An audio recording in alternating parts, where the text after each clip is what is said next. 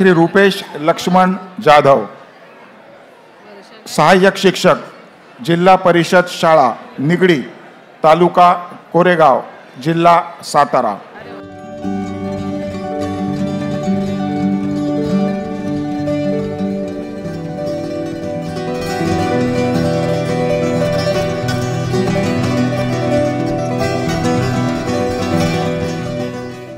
रहमतपूर गावचे सुपुत्र व निगडी येथील सातारा जिल्हा परिषद शाळेचे शिक्षक रुपेश जाधव यांनी शिक्षण क्षेत्रात आपली एक वेगळीच ओळख निर्माण केली आहे।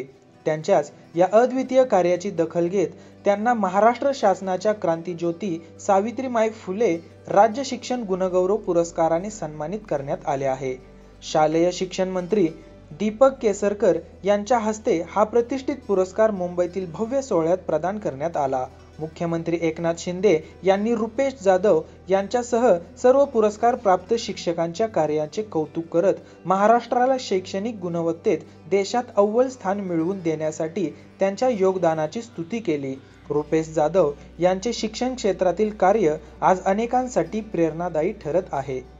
नमस्कार, माझं नाव रुपेश लक्ष्मण जाधव, जिल्हा परिषद शाळा निगडी, तालुका कोरेगाव, जिल्हा सातारा। सन 2023-24चा महाराष्ट्र शासनाचा क्रांतिज्योती सावित्रीमाई फुले राज्य आदर्श शिक्षक पुरस्कार मला नुकताच 5 सप्टेंबर या शिक्षक दिनादिवशी मिळाला। वास्तविक माझी नोकरीची सुरुवात ऑगस्ट 97 पासून प्रथमतः मान तालुक्यातील शेनवडी या गावी झाली। तदनंतर मी 2000 साली कोरेगाव तालुक्यातील आर्वी या ठिकाणी 8 वर्ष सेवा करण्याची संधी मिळाली आणि त्यानंतर 2008 पासून ते आज अखेर कोरेगाव तालुक्यातीलच निगडी या शाळेमध्ये मी सेवा बजावत आहे। या संपूर्ण 27 वर्षाच्या नोकरीमध्ये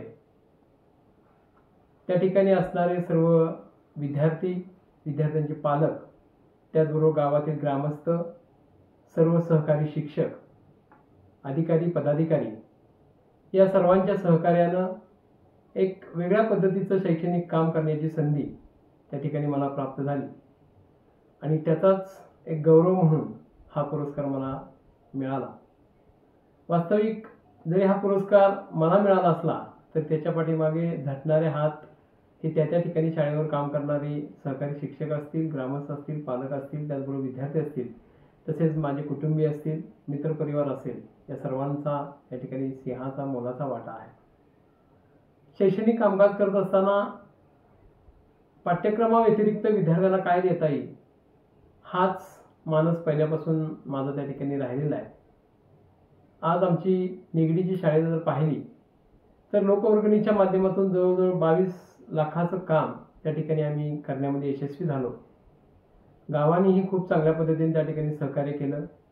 त्याचबरोबर त्या गावचे सुपुत्र सन्माननीय जयंत डांगरे साहेब, जे IRB कंपनीचे मुख्य जनसंपर्क अधिकारी आहेत, त्यांनीही जवळजवळ 10 लाख रुपयाचा त्या ठिकाणी शैक्षणिक उठावाची मदत आम्हाला दिली।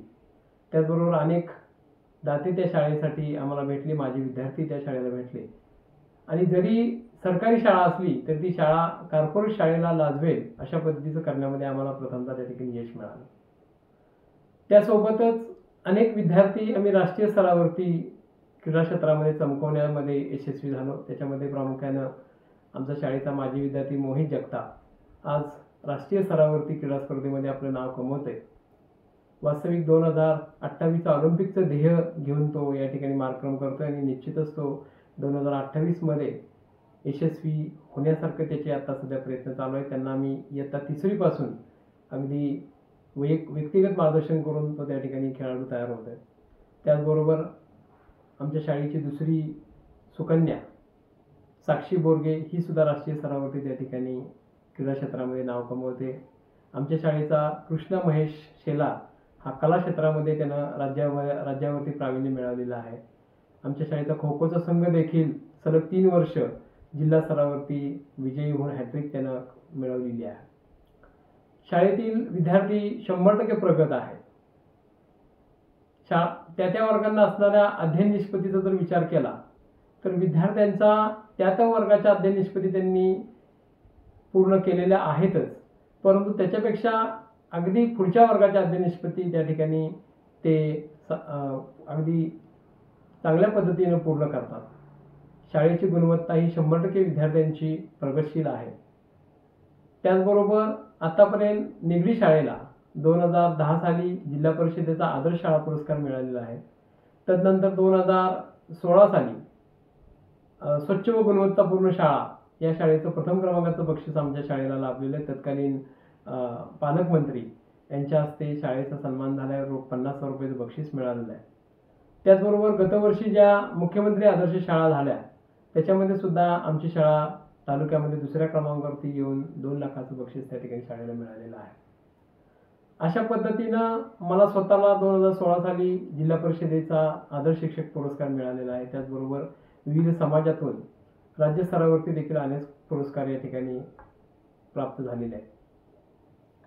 स्वतः माझ्या माध्यमातून आम्ही रहमतपूरमध्ये महाराष्ट्र साहित्य परिषदेची शाखा चालू करून मुलांना लेखनाविषयी आणि वाचनाविषयी कशी आवड निर्माण करता येईल अशा पद्धतीचे वेगवेगळे प्रयोग राबवण्यामध्ये आम्ही यशस्वी झालो आहे. त्याच्यामध्ये मी कार्याध्यक्ष म्हणून गेले 5 वर्ष त्या ठिकाणी साहित्य परिषदेचं काम पाहतोय. त्यासोबतच एक आता सध्या तंत्रज्ञानाचं युग आहे. या तंत्रज्ञानाच्या युगामध्ये माझे स्वतःचे शासनाचे जे दीक्षा ॲप आहे त्या दीक्षा ॲपवरती जवळजवळ 16 व्हिडिओ शैक्षणिक व्हिडिओ या ठिकाणी आम्हाला अपलोड करण्याची संधी मिळाली आणि ते आम्ही अपलोड केलेले आहे. अशा विविध गोष्टी शाळेच्या माध्यमातून सांगता येतील. आजपर्यंत माझ्या वर्गाच्या पटाच्या संख्येमध्ये दरवर्षी वाढच होत राहिलेली आहे. तसेच या ठिकाणी माझं शिक्षण मी B.Ed पूर्ण करून नोकरी लागल्यानंतर पुन्हा BA आणि B.Ed असेही शिक्षण मी पूर्ण केलेलं आहे. आम्हाला त्या ठिकाणी लाभलेले सर्व मुख्याध्यापक असतील, सर्व शिक्षक असतील, त्याचबरोबर ग्रामस्थ पालक यांचा मी वारंवार उल्लेख यासाठीच करतोय की या सगळ्यांच्या जोरावरती मग आमची ती माझ्या स्वतःच्या वर्गाची प्रगती असू द्या, शाळेची प्रगती असू द्या, याच्यामध्ये आम्ही यशस्वी ठरलेलो आहोत. यासोबतच माझे स्वतःचे 5 कृती संशोधन या ठिकाणी राष्ट्रीय स्तरावरती प्रसिद्ध झालेले आहेत आणि त्याचबरोबर मी राष्ट्रीय स्तरावरती आयोजित केलेल्या कार्यशाळेमध्ये सुद्धा या 5 कृती संशोधनाचं सादरीकरण त्या ठिकाणी केलेलं आहे.